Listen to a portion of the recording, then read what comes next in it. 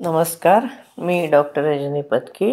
आपण पाहत आहोत श्री विष्णू पुराण प्रथम अंश 16वा अध्याय. यामध्ये काल आपण पाहिलं की मैत्रेयाने पराशर ऋषींना प्रश्न विचारला होता आणि विनंती केली होती की प्रल्हादाने एवढं सगळं दुःख भोगलं तर त्या महान तेजस्वी अशा महात्म्याचं मला चरित्र ऐकायचं आहे. विष्णू भक्ताचा अतिशय प्रभाव मला ऐकायचा आहे. पण मला अशी एक शंका आहे की ते इतके मोठे भक्त होते, धर्मपरायण होते, समदर्शी होते, मग त्यांच्यावरती असा प्रसंग का आला, त्यांना का म्हणून एवढा त्रास दिला आणि आपल्याच कुळातल्या लोकांनी आपल्याला त्रास दिला असं कसं होईल. तर पण प्रल्हाद राक्षस कुळातला होता तरी राक्षसांनी त्याला त्रास दिला, तर तो का दिला. त्याच्यावर पराशर ऋषींनी सांगितलं की हा दैत्यराज होता ना हिरण्यकश्यपू, तो ब्रह्मदेवाच्या वरांनी मदोन्मत्त झाला होता आणि स्वतःलाच सगळे देव समजत होता. पुढं ते म्हणतात की हा मद्यपानासक्त महाकाय हिरण्यकश्यपू त्या स्वतः सगळ्यांना आपली उपासना करायला लावत होता. मग सिद्ध गंधर्व नाग त्याची उपासना करत होते. सिद्धगण वाद्य वाजवून वाजवून त्याची स्तुती करत होते. तो असुरराज स्फटिकाच्या म्हणजे पांढऱ्या दगडाच्या अशा महालामध्ये अतिशय प्रसन्नतेने आणि अप्सरांचं नृत्य बघत आणि मद्यपान करत तिथे राहिलेला होता. तो एकदा तो धर्मात्मा बालक म्हणजे प्रल्हाद आपल्या गुरुजींच्याकडे शिकत होता. तर त्या गुरुजींना घेऊन त्यांच्याकडे त्या असुरराजाकडे आला, वडिलांच्याकडे आला. त्यांनी वडिलांना नमस्कार केला. तेव्हा हिरण्यकश्यपू म्हणाला, हे बाळा, तू आजपर्यंत अध्ययनामध्ये काय काय शिकलास, तर त्याच्यामध्ये थोडंसं मला काही सांगशील का. तर प्रल्हाद म्हणाले की पिताजी, माझ्या मनामध्ये साररूप असं जे काही स्थित आहे ते आपल्या आज्ञेनुसार मी आपल्याला सांगतो. जो आदी मध्य आणि अंतरहित आहे, अजन्म आहे, वृद्धी क्षय शून्य आणि अच्युत आहे, सगळ्या कारणांचं कारण आहे, जगाची स्थिती आणि अंतकर्ता अशा श्रीहरीला मी प्रणाम करतो. पराशर ऋषी म्हणतात, अरे बापरे, ते ऐकल्याबरोबर दैत्यराज हिरण्यकश्यपूचे नेत्र रागाने लाल झाले आणि प्रल्हादांच्या गुरुजींच्याकडे बघून तो अगदी अशा कापणाऱ्या ओठाने म्हणाला की रे दुर्बुद्धी ब्राह्मणाधम, हे काय केलंस तू. तू माझी अवज्ञा केलीस आणि या बालकाला माझे जे विरोधी असे भगवंत आहेत त्याच्या स्तुतीचं तू असार असं शिक्षण दिलंस. गुरुजी म्हणतात, दैत्यराज, आपण असं क्रोधाच्या वशीभूत होऊ नका, कारण मी त्याला शिकवलेल्या गोष्टी तो म्हणत नाही आहे. मी त्याला असं शिकवलेलं नाही. हिरण्यकश्यपू म्हणाला, हे बाळा प्रल्हाद, मग हे शिक्षण तू कोणाकडे घेतलंस. गुरुजी तर म्हणतात की मी असा काही उपदेश तुला केला नाही. तेव्हा प्रल्हाद म्हणाला, बाबा, हृदयामध्ये स्थित भगवान विष्णू जे आहेत ते संपूर्ण जगताला उपदेश करणारे आहेत. त्या परमात्म्याला सोडून दुसरं कोण मला हे शिकवणार आहे.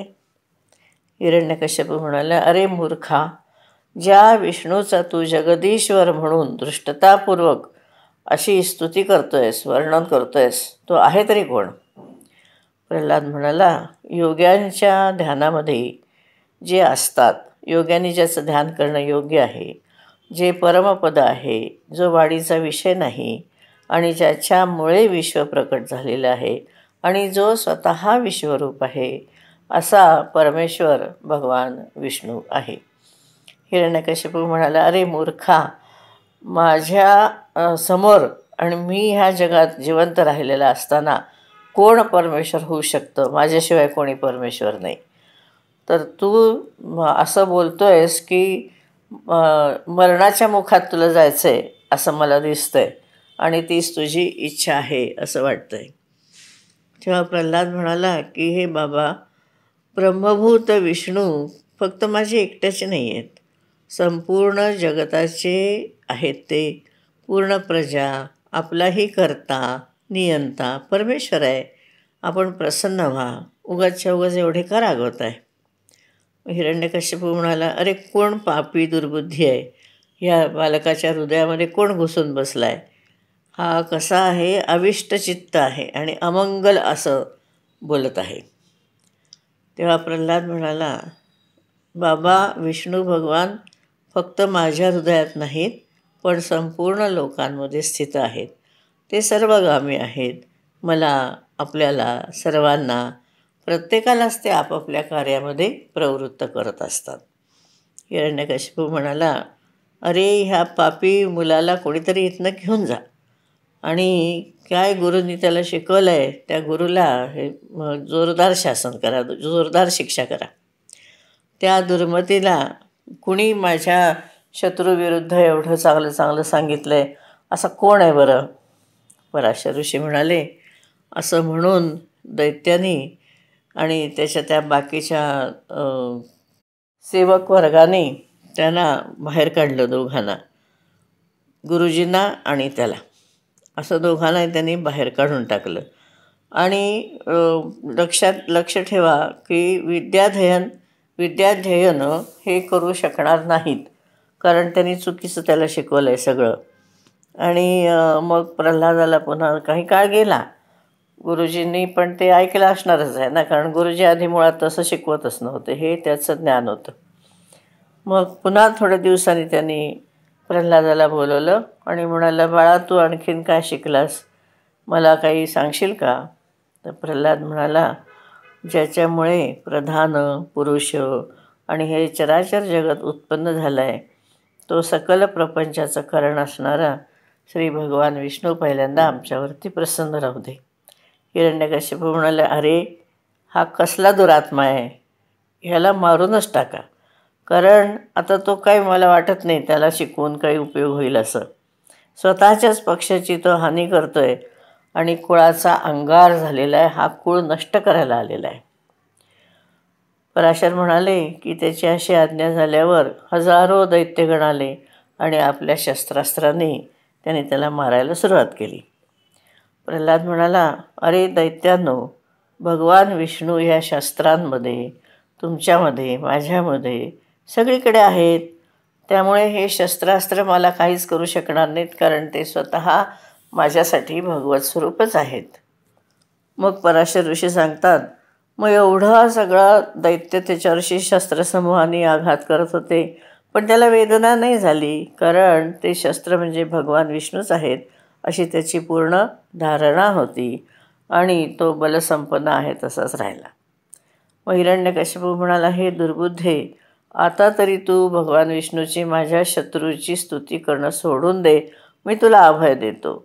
आता तू आणखीन नादान बनू नकोस, मूर्ख बनू नकोस.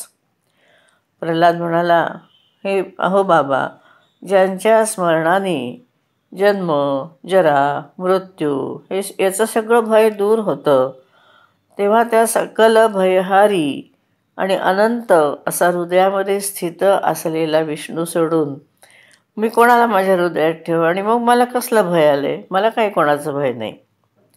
मग हिरण्यकश्यपू म्हणाला की अरे सापांनो, हा अत्यंत दुर्बुद्धी आणि दुराचारी आहे, तर ह्याला विषाग्नी संतप्त मुखाने त्याचा चावा घ्या आणि त्याला नष्ट करा. मग पराशर ऋषी सांगतात की अशी आज्ञा झाल्यावर अतिक्रूर आणि विषधर तक्षक वगैरे सापांनी त्याच्या अंगाला सगळा चावा घेतला. पण तो श्रीकृष्णचंद्रामध्ये अत्यंत लीन होऊन राहिला होता, भगवत स्मरणामध्ये होता, परमानंदामध्ये होता. त्यामुळे महासर्पांनी त्याला चावा घेतल्यानंतरसुद्धा त्याच्या शरीराची शुद्ध काही गेली नाही. धन्यवाद.